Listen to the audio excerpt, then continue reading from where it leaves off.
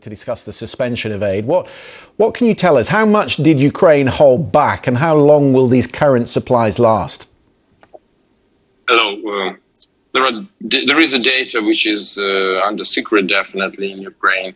But I can tell you that it depends from what military supply we're speaking about. If we're speaking about physical stuff, some things will be felt in weeks, something in months.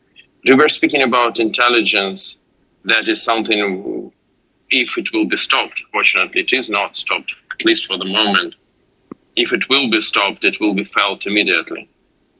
Well, we're hearing from the Polish Prime Minister Donald Tusk in the last few minutes that, from his perspective, there are things ongoing at the hub in Jasionka in Poland. It's more than just words, he says. So it would appear that all the aid which was en route from that Polish hub into Ukraine has been frozen, is on hold.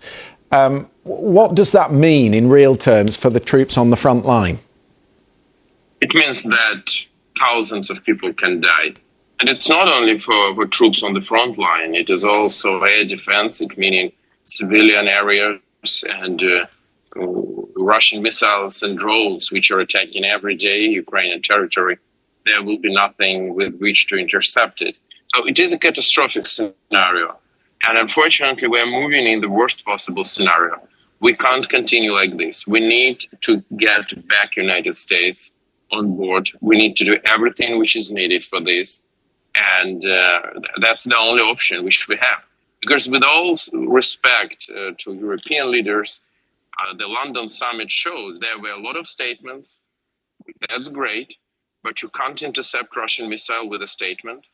You can't destroy a Russian tank with a social media post. So we need some concrete support, and United States is the main source of military aid. So we need it. So what does that mean then for President Zelensky? Are you saying that he needs to go back to Washington and bend the knee? Does he need to show the deference that Donald Trump is demanding? He needs to do anything in order to reopen the taps and get the aid flowing again to Ukraine? We are not in medieval times, so speaking about bending, probably it is not needed. But if it's needed to apologize, he should apologize. Because it's about lives of people. It's not about pride. It's not a kindergarten. It's too serious. And what had happened on Friday in Oval Office was bad. The difference is that United States can live without Ukraine. Ukraine today, for us, it's very difficult to survive without the United States. And President Zelensky, in all what he is doing and in all how he is speaking, should always remember this. It's a lot of responsibility on his shoulders, but it should be respected. What do you make, Alexei, of the role that the Prime Minister Sir Keir Starmer has played in this? Because he went to Washington on Thursday. He didn't get the security guarantees he was looking for. He is trying to play the role of the bridge, but it would seem from the message we just got from Number 10 that he wasn't in conversation with Donald Trump until late last night, until perhaps a decision had already been made. So is there a transatlantic relationship of any note, or do you think that is broken? It is. It looks like they're heavily damaged, but they're not broken, I hope, and I think they should be healed. Because I think it's time to get back and to remind everything that we have common enemy, which is Russia and other tyrants, that this alliance between Europe and United States makes stronger both sides of Atlantic Ocean, that United Kingdom is a very close partner and ally for the United States and needed ally, and for United Kingdom, which is very important what's going on in Eastern Europe. So altogether, I think we can and should rebuild these relationships. Yeah, it will need diplomacy. It will need very delicate conversations. It will need maybe some decisions, but we just need to do them.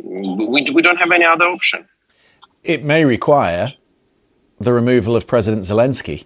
Is that an option? And how difficult would it be if you take him out of the picture?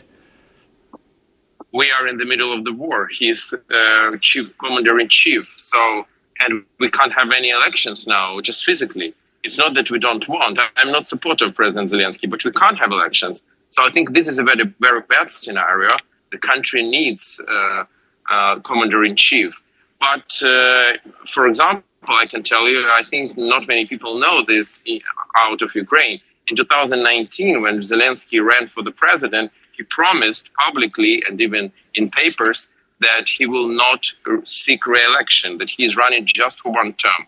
Maybe it's time to remind this and to say this openly. I will not seek re-election, but I need to finish this war with as just as possible peace for my country. After this, there will be elections, and I will not run again. But it can be decided only by him personally. But let's just explore further. If he were to be taken out of the picture in line with what some Republicans are demanding, who does it then fall to? Is it the Speaker of the House? And what sort of splits would that create within the war cabinet and within the political framework in Ukraine? According to the Constitution, if President resigns, the acting president will be Speaker of the Parliament. We have one chamber parliament, so the Speaker, Mr. Stefanchuk in this case, will be acting president. But I want to say once again, it's a bad scenario. It will cause a lot of trouble. I don't think we need to go this far today. We need to get out of this on much easier price, I think, and I think it's possible.